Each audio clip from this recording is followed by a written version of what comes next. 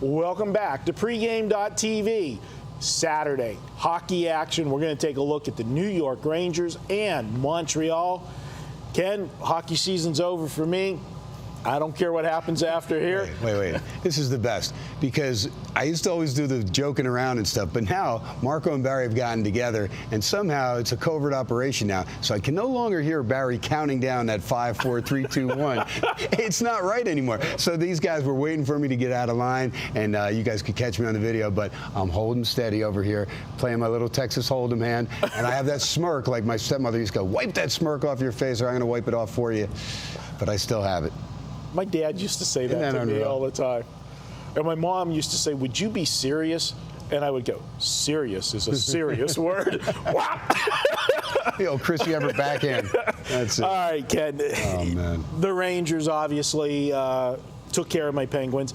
Off of an upset win like that in a series like this, and doing it in Game 7 fashion on the road, we know it doesn't matter what sport it is, the histories of Game 7 and home teams, it's so hard to do that. Is this a flat spot for the Rangers on Saturday?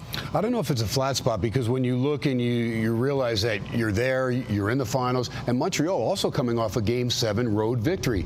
And I thought Montreal was much more dominant in their series. The Rangers, they were fortunate to get past Pittsburgh and really to shut down that high-flying offense and to cool off Crosby and Malkin like they did in the final 3 games. That was huge. I really thought Pittsburgh would get them. I was having fun, but still, realistically, I would not have bet the Rangers when they were down 3-1, even 3-2. And even when they got it to 3-3, I was just holding my breath. But the craziest thing is, in Game 7s, now it's 19 of the last 21 hockey series, Game 7s, the team that has scored that first goal has won the series. And the only 2 times it did not happen, both happened this year, was San Jose and the LA Kings. San Jose got the first goal in the last game. They ended up losing to the Kings. And Colorado got the first goal against Minnesota. Minnesota ended up, of course, beating them in sudden death. But other than that, 19-2 in the last 21. Well, you said that Montreal played better in their series over Boston. Mm-hmm. Which was the bigger upset? Bigger upset, Rangers to me over Pittsburgh, because Pittsburgh owned the Rangers during the regular season. They just have so much scoring, and as good as Lundqvist is, that's one thing. But Boston and Montreal now, more than any other sport, they have played 9 times in the playoffs to a Game 7. Montreal has won 6 of those 9. So that rivalry goes way back. It's huge, and wasn't as big an upset because Carey Price is good, and PK Subban for Montreal is playing out of his mind right now. I mean, he is the hottest hockey player right now from the offensive side of things, and the Rangers will have to know where he is the whole time. The Rangers' power play struggled mightily, and against Pittsburgh, up until those last couple games, they did not have power play goals. They won 36 straight without a power play before they ended up actually getting 3 power play goals in the last 3 games. I'm still scratching my head trying to figure out how my Penguins lost. Yeah, no doubt. All right, you know what, Ken? This is your free play. Let's make it official. All right, pal.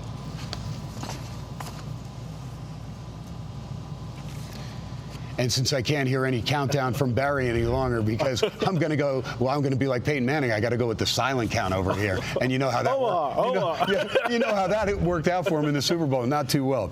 But I not only do I like Montreal in Game 1 Saturday, and the best I saw so far that I took was a -120 because I expected to get a little higher, even though Lundqvist has a 1.99 goals against in the playoffs. But I'm going to go with Montreal to win the series.